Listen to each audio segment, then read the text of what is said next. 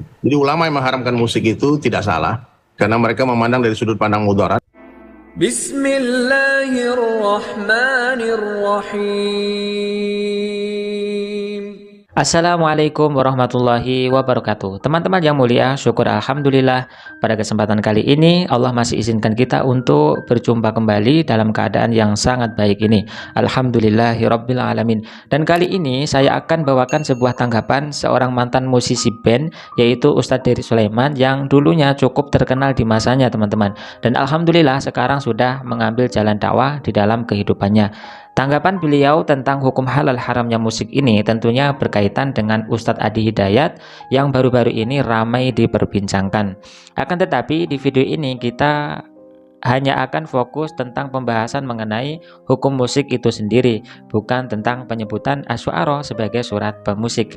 Karena sebenarnya penyebutan tentang surat asy'ara sebagai surat pemusik itu menurut saya hanya sebuah analogi saja, bukan dengan maksud untuk merubah arti penyair sebagai pemusik. Sebenarnya untuk memahami keterangan ini sangatlah sederhana. Akan tetapi sebagaimana yang kita ketahui, memang banyak oknum-oknum yang menggunakan kesempatan ini untuk menggoreng penjelasan tersebut, sehingga seakan-akan ini telah merubah arti surat asy'ara menjadi surat pemusik.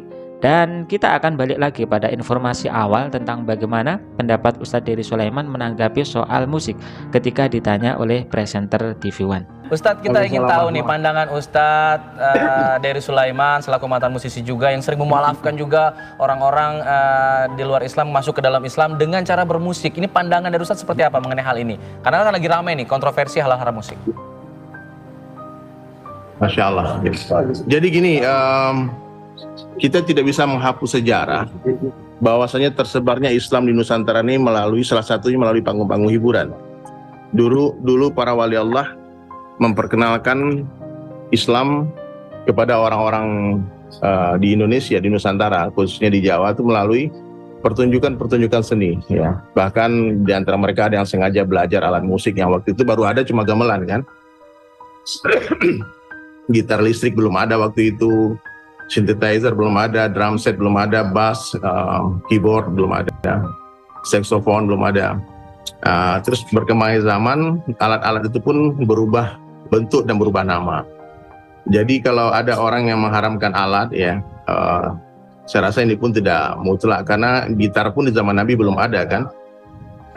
Kalau mengharamkan bunyi, sekarang bunyi-bunyi mulut pun bisa menjadi alat musik ya.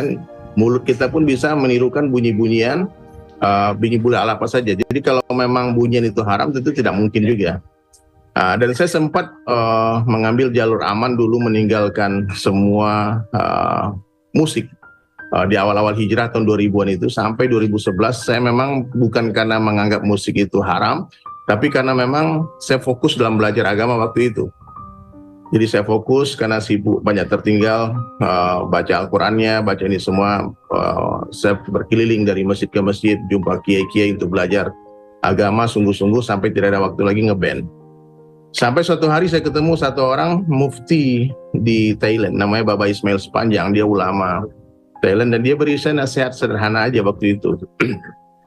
Bahwasanya Allah Subhanahu wa Ta'ala itu memberikan kamu kelebihan, ya, kemampuan untuk bermain alat musik, dan bisa saja Allah memberi hidayah sebelum ahli dalam memainkan alat itu. Tapi kenapa Allah beri hidayah setelah ahli?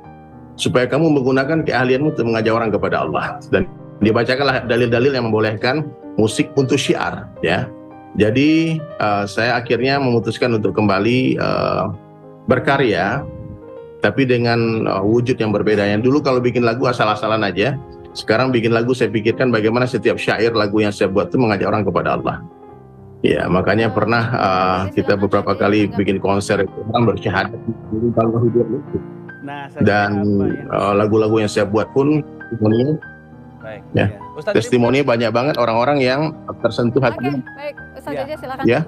Terima kasih Ustadz Dery. Jadi apa yang tadi kita bicarakan ini mengkonfirmasi bahwa tidak mungkin ajaran Islam yang mulia, yang sempurna ini lalu secara general mengharamkan apa yang menjadi fenomena dan kebutuhan hidup setiap insan secara fitrah. Nah, maka apa yang disampaikan Ustadz Dery tadi itu mengkonfirmasi kebenaran bahwa tidak seluruh musik dan lagu itu secara zatnya itu adalah buruk, rusak dan haram. Baik. Tetapi bagaimana cara menggunakannya, memanfaatkannya. Ketika dia digubah dengan cara yang baik, isinya mengandung dakwah dan nasihat, disampaikan dengan cara yang benar juga, maka akan memberikan makna justru kepada dakwah. Justru bukan jadi haram, ia menjadi wasilah bagi dakwah. Baik. Terima kasih. Terima Ini kebetulan kasih Ustadz Jeje, terima kasih juga Ustadz dari karena- ini karena ya, kita akan menayangkan bagaimana kedatangan dari timnas U23 begitu ya Ustadz. Baik. Jadi jadi kami kita mohon harus maaf. sudahi dulu harus kita dialognya. Tapi akhiri. saya minta kesimpulan terakhir dari Ustadz Dery mengenai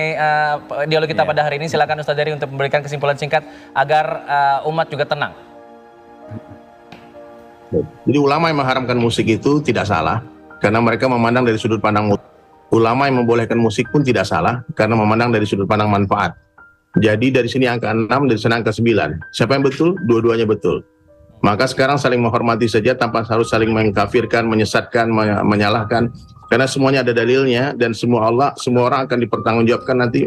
Minta Allah pertanggungjawaban terhadap kepahaman mereka masing-masing. Sebenarnya bagi orang-orang yang secara mutlak tidak mengharamkan musik, maka akan bisa memberi toleransi dan ruang kepada orang-orang yang ahli di dalam bidang musik itu sendiri, sehingga orang tersebut bisa menggunakan kepopulerannya sebagai sarana dakwah juga. Seperti contohnya ya Ustadz Dery Sulaiman tadi, karena beliau ini dipandang sebagai mantan musisi, akhirnya akan lebih mudah untuk diterima ketika menyampaikan kepada sesama musisi lainnya mana nih musik yang diperbolehkan dan mana musik yang diharamkan. Dan sebagaimana yang kita ketahui bahwa meskipun Ustadz Dery Sulaiman ini sudah hijrah, tetapi masih saja menggunakan alat-alat musik sebagai sarana dakwah, di mana di dalam syair-syair lagunya terkandung makna Islami yang tentunya menyentuh hati bagi orang-orang yang mau merenung. Seperti lagu beliau yang berjudul Desas, dunia sementara, akhirat selama-lamanya. Apakah kalau misalkan kalian mendengar lagu seperti itu akan bangkit syahwatnya? Kan tidak teman-teman. Dan insya Allah malah akan lebih mengingatkan kita kepada kehidupan akhirat. Oleh karenanya dalam masalah seperti inilah para ulama berbeda pendapat. Maka berbeda pendapat itu diperbolehkan asalkan jangan sampai menyesatkan dan saling mencaci, karena itu semua tidak mencerminkan seorang muslim yang baik. Begitupun MUI teman-teman, selaku ulama panutan kita juga sudah menjelaskan hukum musik itu sendiri. Dan penjelasan MUI sama saja dengan apa yang telah disampaikan ulama-ulama lainnya seperti Ustadz Abdul Somad, Buya Yahya, ataupun Ustadz Adi Hidayat sendiri. Dan kalau saya sendiri lebih memilih kepada pendapat yang membolehkan musik dengan syarat-syarat tertentu, seperti musik yang syairnya itu mengajak kepada kebaikan dan menjauhi kepada kemungkaran. Teman-teman yang mulia, saya rasa itu saja yang dapat saya sampaikan dalam video ini. Terima kasih buat sahabat yang sudah menonton videonya. Mohon maaf apabila ada salah kata di dalam saya menyampaikan. Wassalamualaikum warahmatullahi wabarakatuh.